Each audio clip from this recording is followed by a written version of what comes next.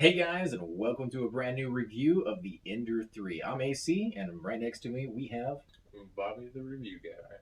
and today we're going to be talking about this 3D printer. Now, if you guys have not jumped in on the bandwagon to try out 3D printers, you're missing out. There's a lot of really cool things you can do with them, but there's some things you also want to know about before you jump into it. This one goes for about $200, give or take, depending on when you buy it. There's two different types of 3D printers that you might want to look into.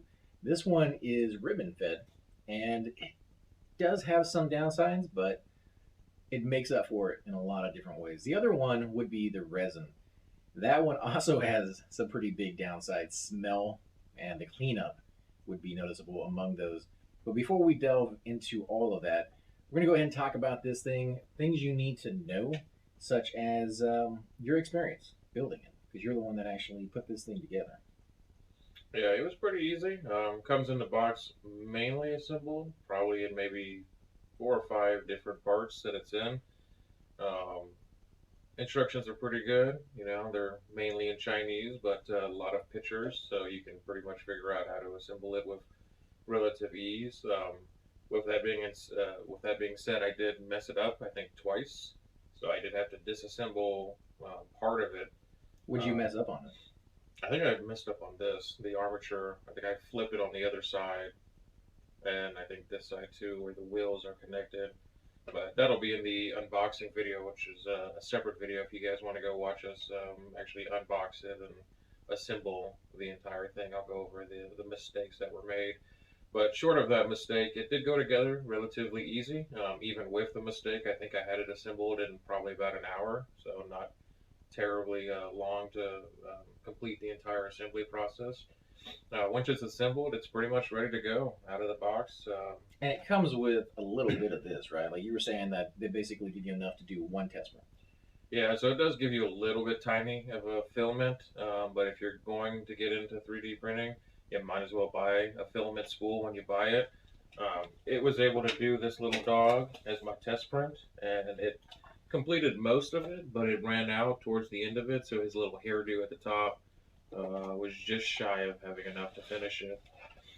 But yeah, you go ahead and start printing it with the filament. Like I said, I like the filament better than The the resin. resin, just because it is a little bit easier to work with. And after you're done, you pop it off and it's good to go. There's no cleaning it up in isopropylene alcohol and scrubbing it down Using a and UV light on it. using the UV light to finish curing it after it's done printing. It's good to go. If you're wanting to use it for a functional part, you can just go install it and you're ready to go. You don't have to wash off hazardous chemicals or anything else of that nature. So I mean, the downside on top of that, though, other than having to clean all that up, is that if you look at the really fine detail, and we'll do some close ups, you probably see there on the camera right now, is that there's little bitty lines all the way across because it's building it in layers, is how this one's done. The other one's built in layers too, but because it's a resin one, it comes through almost silky smooth. So there's no sanding down. If you're going to build little tiny, like Warhammer 40K models or little action figures of any kind, and you want that super detailed, finished product, then resin, if you do it right, and that's the key to both of these things, is learning the ins and outs and how to build it. It will come through a lot better and a lot shinier, a lot just more finished and polished overall. But if you're trying to create bigger objects, the resin one, unfortunately, they cost a whole lot more to get, even like just smaller size. Like this one's only $200.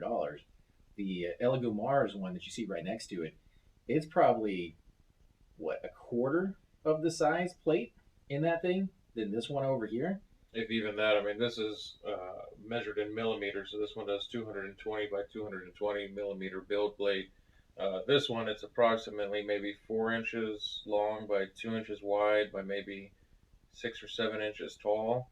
So you are dramatically limited on what you can print. Now, if you are printing Warhammer models or little figurines, stuff like that, it's more than likely going to be okay. But if you're looking for functional parts or just larger parts in general, you're going to have to go with something like this, unless you want to pay, A 10 times lot as more. much as you paid for this one to get it in a resin printing. They do have one that is resin printed that's even bigger than this model right here.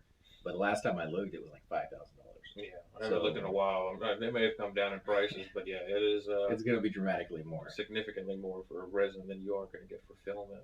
Plus, these filament pieces here, they seem like they last a fairly long time. You bought what, 3 to start with? I think I've gone through about two and a half of And these filaments. and you created all these things right here that you can see before us, and then some. Mm-hmm. And that's with like failed prints, because we'll talk about that too as we get closer to the end. Some of the failed prints that are here, like this one right here, that just did not turn out very well. You want to talk about like something that went wrong on that one, other than like there's a million things that look like it went wrong on that one. Yeah, this one was I think mainly due to the slicing program because you can change a lot of settings on there, and you can really tweak your printer on the slicer. I use a program called Cura, and this one I believe I made the infill too small, so it's got a very thin shell, and because of that, the neck area had broken loose, and also one of his foot that I tried super gluing, but I found that a lot of things really don't like this type of plastic, whether it's paint or super glue or other adhesives. I have not had very good luck with it, but this is probably something that you could have fixed by making the infill larger, making it where it's filled more with plastic than I made it. And then also when you're taking it apart, this is obviously everything you print. Well, not everything, but just about everything you print is going to have a significant amount of support that you have to remove. And if you're not careful when you remove the supports, you can damage your figurine or whatever it is that you're printing. And I have done that on more than one occasion where the removal process ended up leading to some issues with the prints. And that makes a good point. Is the learning curve on this thing. So if you are thinking about getting this and you're kind of hesitant because you have to kind of assemble it, it wasn't really that bad. Like you said, it comes in like 4 or 5 major parts, and you put it together pretty easily. But this whole hobby is kind of built around trying to figure that stuff out, because while this is the base model and it comes perfectly ready to go, and you probably won't have too many issues with it. One of the downsides was, I think it was the CPU that was in this thing, right? That you replaced as an upgraded piece, which we did another video for. They got rid of a lot of the sound. Like, it was really loud at the very beginning. Yeah, the control board that it comes with is the base model. This is the base model of the Ender 3. They have the I think 3 different versions now that they've released it, and they have the Pro version of it, and then they have just the Ender 5, which is all upgraded model. But this one has none of the upgrades, none of the fancy anything. It was like one of the first ones, the first revisions that they released of the model. So that's kind of why I wanted to get into it, because I wanted to tinker around and play with it, and it's really the best way to figure out how to diagnose something if you're the one who completely assembled it from scratch. Well, on top of that, it makes you a little bit more comfortable with building pieces for it. And that's, a great thing about the 3D printer is, instead of going out and having to buy another part, you can just print out those parts. And the community has been fantastic. There's places you can go onto online, and they have put out those pieces for free. Go on there, grab the design, print it out, and now all of a sudden you have this little piece right here, which allows you to like not cut in as much to the projects you make. Mm-hmm. Yeah, there's a lot of upgraded parts. That's the really nice thing about it. And that's one of the reasons why I wanted to go with this, because the community is huge. I mean, you can go with some of the different versions, some of the more upgraded or newer versions of it that might work a little bit better. But because they're newer, there's less of people who have them and who have fixed them. So if you go with like the base model, I mean, this thing's been around for several years at this point, and there are a lot of people that have found pretty much every little nook and cranny thing that is wrong with it and developed some kind of upgrade or some kind of change to it.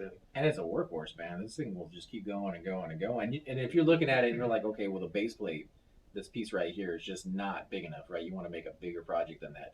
You can absolutely take all the pieces that are here and expand it into a bigger base plate. There's tons of videos out there of people doing that to a very large scale, even bigger than this table right here. So they can print out. And there's even kind of a cool little pad that you can get, which is like a tractor, and it like moves, it turns, so that you can create like an assembly line of your pieces. Once the piece is done, it actually moves the conveyor belt forward. And because when it goes around that corner, it actually snaps them off of this thing automatically and like just drops into a bucket. So if you're thinking of, you own a business and you want all these little tiny pieces made for you, but you can't find anybody else who does it, or you just want to do it yourself, there's absolutely a gazillion of different attachments that will fit whatever needs you want. So this one really excels in that. The Elegoo, no, I don't remember any upgrades to that really. Like it's a base model. It's built automatically when you first get it. There's not really anything you need to do other than leveling it. Yeah, leveling it out of the box. I think that's something you kind of have to do with any of them. I mean, even the resin, the filament printer right here, you have to level it. This one, I think you actually have to level more frequently than the resin printing, because that one I haven't had to touch again. I mean, it's Yeah, good to go. one time. Yeah, you first buy it, you level it, and it's all set. This one, maybe depending on your upgrades, I've upgraded my wheels and my springs. Well, you put this piece of glass on it too. I did, yeah, and that's an upgrade too. But as far as leveling goes, the other ones make a pretty bigger deal with that. I guess the glass makes a big deal because it's can be easier to remove, so you're less jarring. Probably easier to clean as well, as long as you're not worried about scratching a piece of glass. But yeah, I mean, it seems to be pretty solid. I don't go at an angle with the little spatula thing that they give you right here. So they give you this nice little one, and it kind of makes it easy to remove your prints off of it. And then I printed one of the free models on here where you can just slide it into the back here, and it kind of keeps it handy, because you'd be surprised how many times that you use that. But yeah, like I said, that kind of really just brings us back to all the upgrades and everything that quality people have made for free for you online. Yeah, just like little tiny quality of life things that really just you don't That think much, help you out. Without them, you're just like, where did I put that? Oh, why is it gone? Like you just never little storage container where you can keep all your tools organized and there. So yeah, I mean it's a great printer. I definitely recommend it to anybody who wants to get in. They do make other filament printers that are more beefy and more just like out of the box. I just want to put an SD card in and put in my model and start printing, and there's no assembly to it. But you're going to pay more for those printers, and you don't kind of get the enjoyment, if you do get enjoyment, out of assembling something and really finding out what each piece does and how it functions, and having it all out in the open for you to to really admire. And well, and the comfort of knowing that if a piece goes bad, which eventually everything does, you'll be able to take that piece off and just get a replacement, because they sell replacement pieces for all of these things.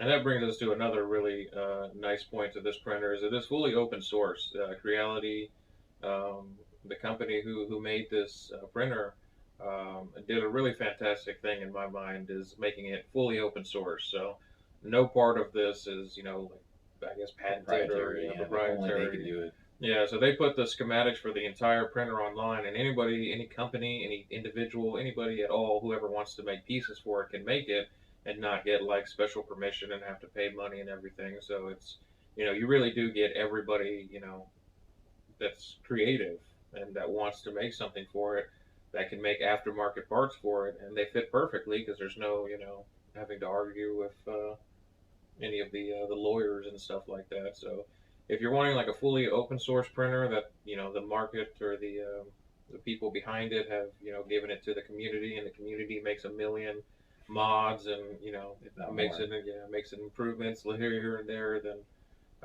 definitely recommend the Ender 3 as your starting printer, if nothing else. So now that we talked about some of the positive things about this printer, we're going to talk about some of the downsides to this one.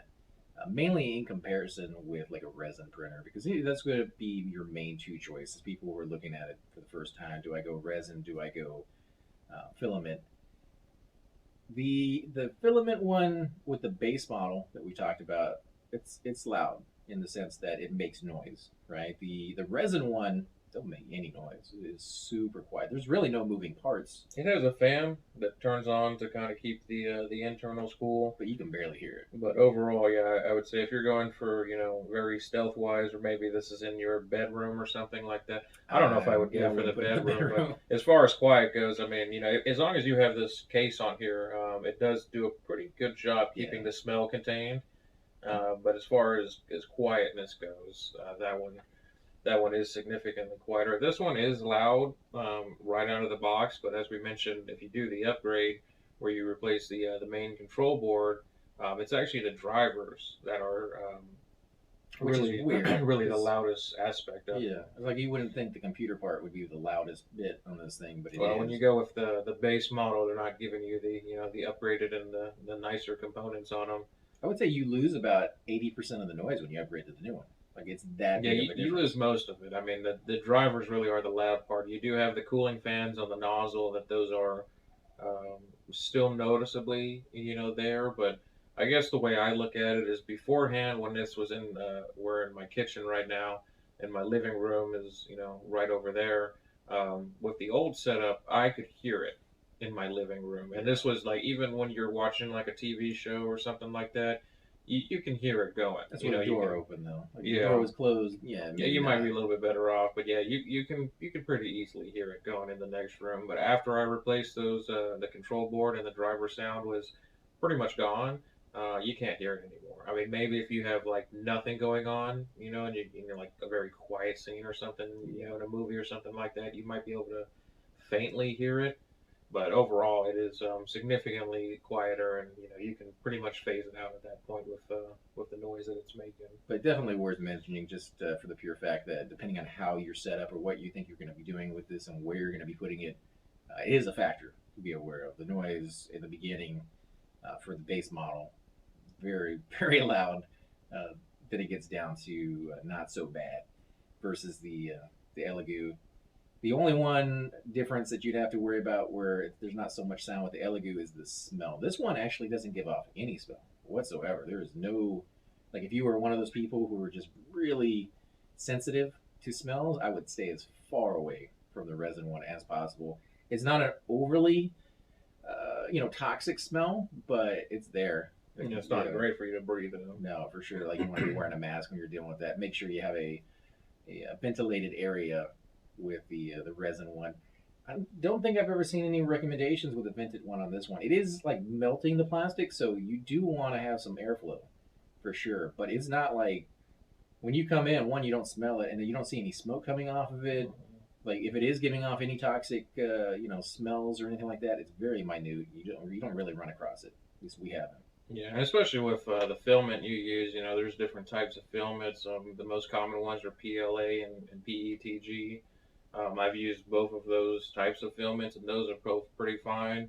I haven't used ABS, but I've heard ABS is a little bit more fumey. So if you're using that one, and that one's kind of a whole encumbersome, type of filament in the first place because you have to put a box to keep the heat in, and a little bit more complicated. But in general, yeah, I would say the filaments are significantly less fumey and potent as any kind of resin that you would be using on the Elegoo Mars or any of the other ones.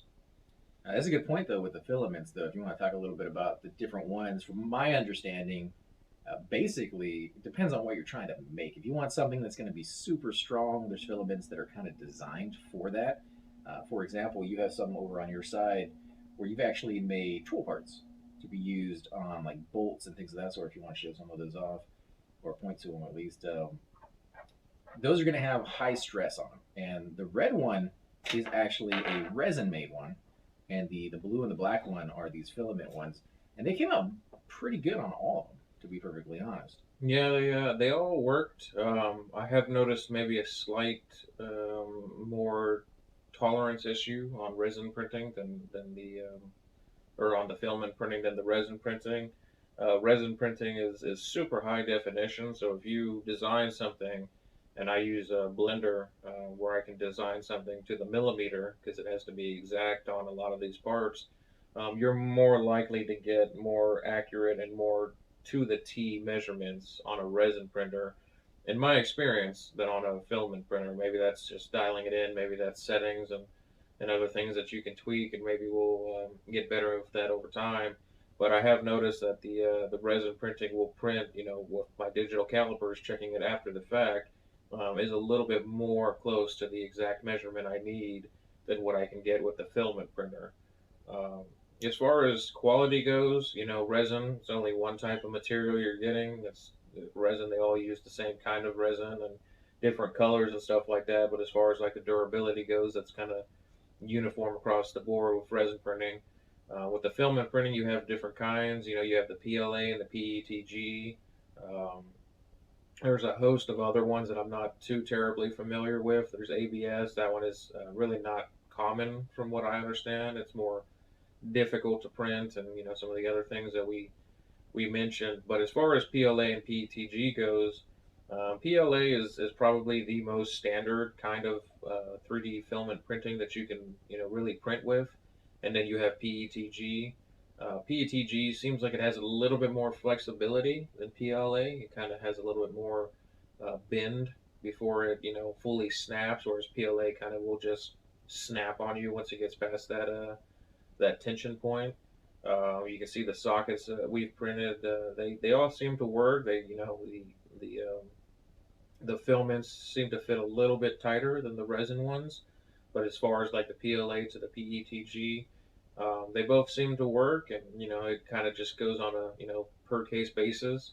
PETG can stand higher heats. It does take higher heat to even print it in the first place. You have to crank up the heat on your printer in order to Which for the extruder adds a little bit more put it wear and on. tear on you on that one too. Yeah, and your nozzle and stuff like that will have to wear out, and even this tubing. I haven't upgraded it yet, but this tubing where the filament goes into, they sell a upgraded. I believe it's Capricorn tubing that I haven't put on here yet, but that is one of the future upgrades that I do have in mind, just because I do want to play around a little bit more with PETG, and especially where the tubing goes inside of the nozzle here, where it connects down, because this tubing goes all the way down to pretty much where the nozzle is on the very bottom, and that can actually heat and deteriorate it and give you some failed prints over time if you're going to print things like PETG and ABS and filaments that require a little bit higher of the heat going through it. But I mean, as far as quality goes, you can see both of them. They both look the exact same. I have a couple of test cubes. We'll do a little comparison with some calibration cubes. They're a little different, as in like the resin one is super smooth, right? Like we'll show a close up of that one, and the resin is just absolutely like a baby's bottom. Whereas the filament one, you'll see the lines on it. You'll feel that roughness to it. Again, if that's not a problem, or you don't mind sanding that down and losing a little bit of detail, you're fine. One of the other downsides is something that you just mentioned was that the nozzle is a thing. You can get different sizes on the nozzle. Sometimes they clog. You'll have to replace them. You don't have to worry about that with resin. Resin uses a UV light underneath the plate. It's actually a transparent, like plastic or something, maybe a polymer of some kind, and it shines the UV light underneath it in the pattern of the layer that it's doing at the moment. And then it has this little pad that lifts up, comes back down after the resin's kind of replaced the one that you just hardened, and does another layer, and it just keeps going up and up and down until it makes the item that you're looking for. So you don't ever have to worry about replacing or getting a different type of nozzle depending on what you're trying to make, whether it's a detailed project or a super large project like this little Minecraft guy. It's all the same UV light. This one you do. This one, if you want to make a bigger project and you want to have thicker layers, mainly to cut down on the time it takes to make an object, which is again where the resin one actually kind of shines. If you had a bigger one, if you had a resin printer the same size as this one, and 15 little doggies on that one at the same time you're printing out 15 over here, the resin one would finish like 1,000 times faster, because it's going to be able to, in one go, with one little flick of the light, shoot the layer for every single one of those dogs. Whereas this one actually has to go and draw out the layer for each and every single one of those dogs. So it's going to take 15 times longer because it's doing 15 different dogs. Whereas that one only, really, in essence, is doing one dog 15 times at the exact same time. Yeah, printing one layer for all of them. Yeah, because I have seen that on this one too. Like you said, if you want to print multiple different things, and I guess that's kind of an area where this one might shine, is the fact that you can do that, where you really can't do that with that build volume due to the size. Yeah. Yeah, you can do it on this one, but yeah, each object you put down adds more time, because this little extruder nozzle has to go to each different point on the bed, and it has to extrude that layer, and then maybe go over here and extrude a layer for this one, and it has to keep doing that over and over. And that head, you're losing time that it has to move back and forth.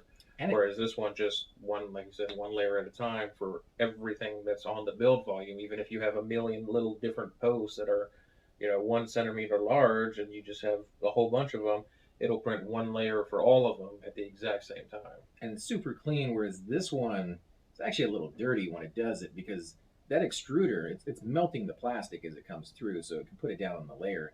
When it goes from one project on the board to another one, that plastic doesn't just immediately stop. It's still kind of extruding out. So you'll see these really thin, wispy lines.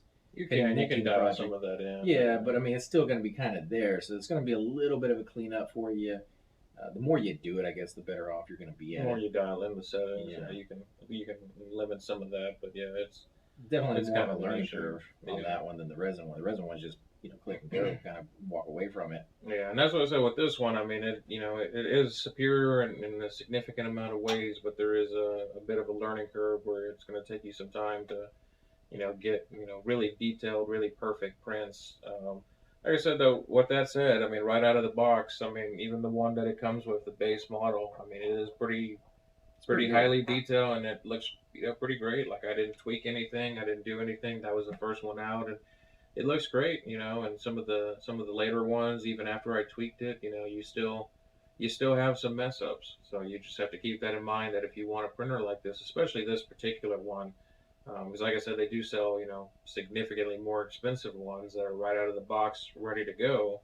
But this one, you are going to have to be. It's more of a hobby. It's not like, oh, I want something that I can print and that I need to print something for work, which you can do. But this one is more of like, I really enjoy the hobby of 3D printing, and I want a printer that I can play with, take apart, disassemble, reassemble, upgrade, change parts on, and really kind of get into it.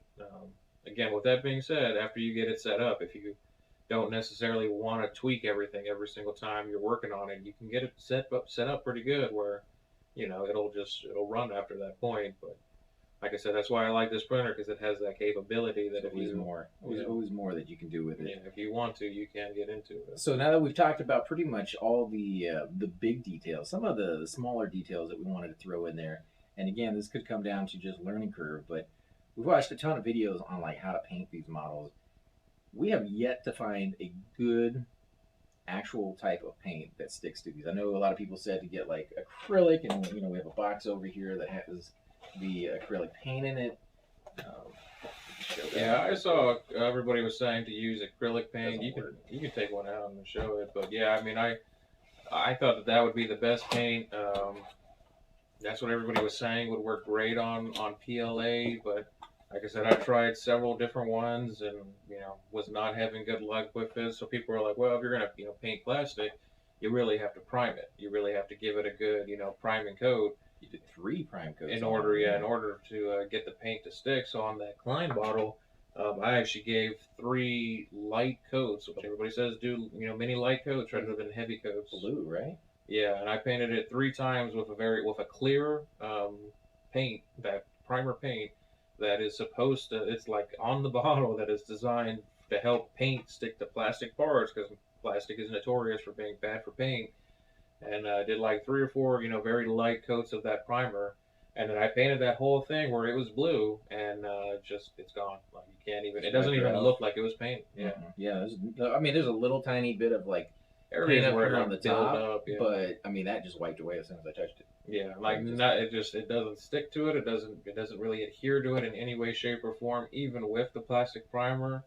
I had nothing but bad luck when I was trying to use the actual acrylic paint with like a brush and paint it on. Now the one AC is holding, I actually had some horrible.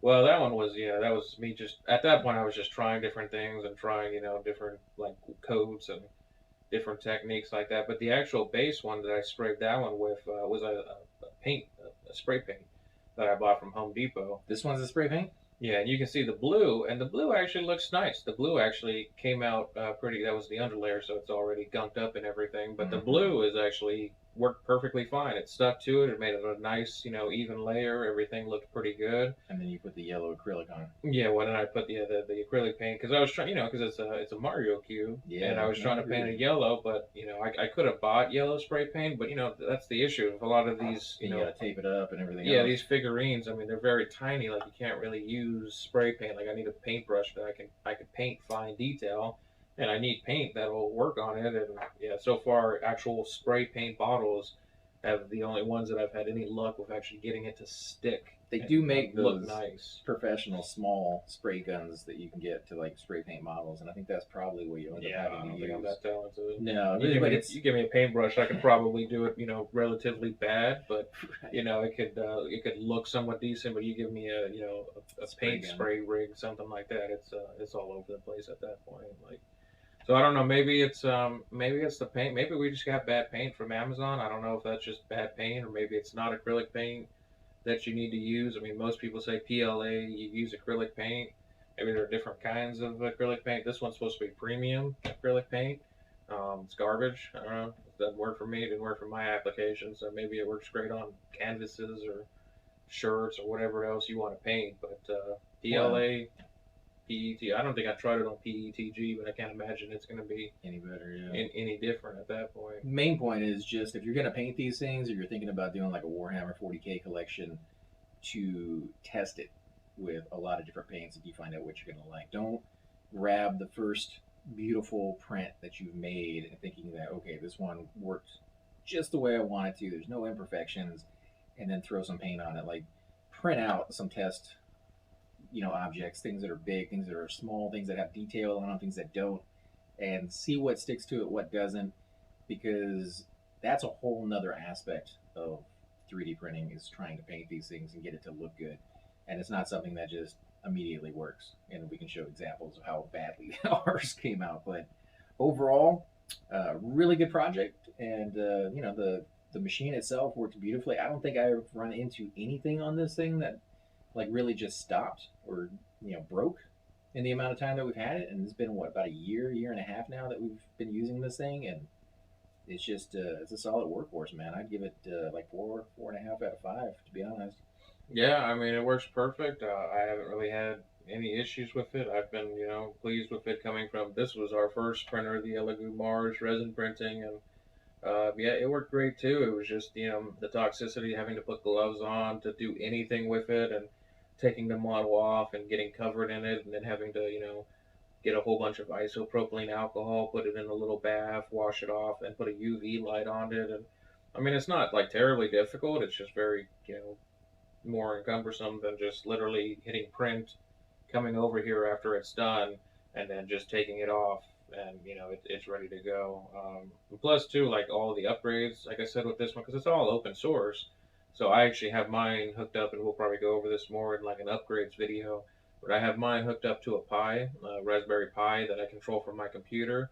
So I pretty much do everything from my computer. I can go into Blender. I can design everything from the ground up in the 3D software. I can then, take it over to Cura. I can slice it, and then I can take it over to the to my Pi interface on the web browser, and then I can just print it straight from my computer over here to the printer, and then it'll start printing.